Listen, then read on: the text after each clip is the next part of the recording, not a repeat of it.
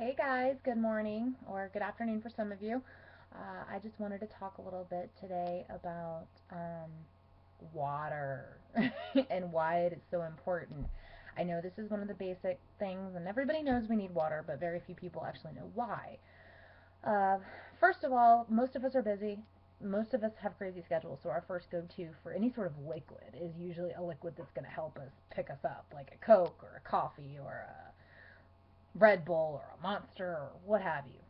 So most of us don't initially grab for water unless this is something we've already consciously started really thinking about. The reason this is such a bad idea is because your body is over 70% water. Most people already know that. There's some theories out there that it's actually up to 90% depending on which processes you're looking at. So that being said, there is not a single process in your body, as far as digestion is concerned, that does not involve some form of water. So basically what that means is if you are not getting enough water, you're not getting enough fluid in your system to break said food down. So if you're going out and spending all this money and having great food and everything else, that's great, but you're still not doing the number one thing that you need to get those nutrients to your muscles, your organs, everything else, which is water. Not to mention, it leads to constipation, dizziness, fatigue.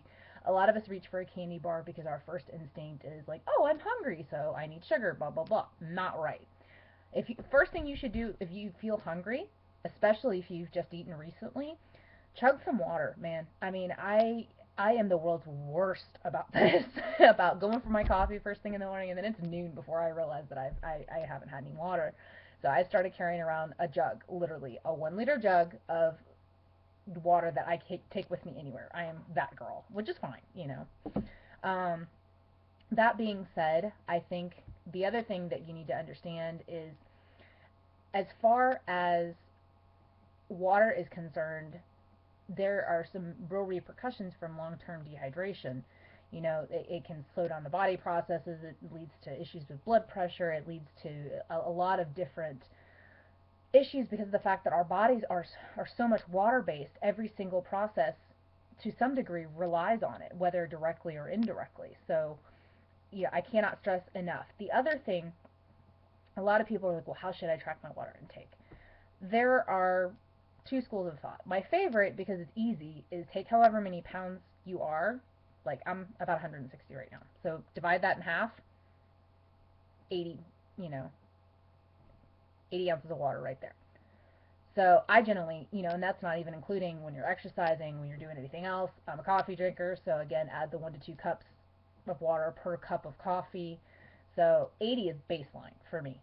So I generally try to aim for about 100. That is my goal. That's a lot, but it is my goal. And we're not talking about with Crystal Light and everything. Although some of us, if that is the only way you can choke down enough water to really make it count, I understand. But I would really recommend you just go with normal, clean, good old fashioned water. That will be your best bet.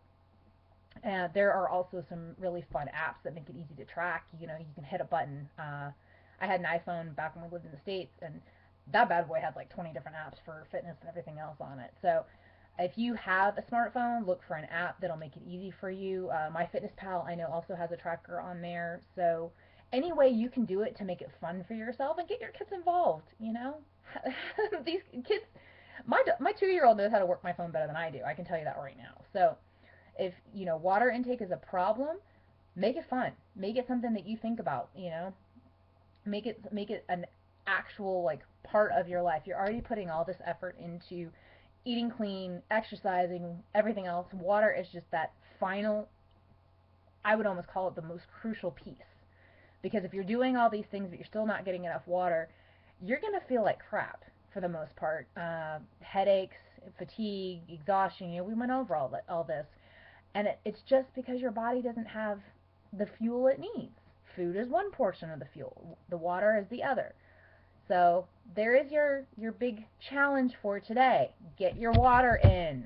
If you are 160 like me, 80 ounces. If you're 120, 60 ounces. It is very easy math. So that is your challenge for today, to make sure you are actively thinking and logging your water for the day.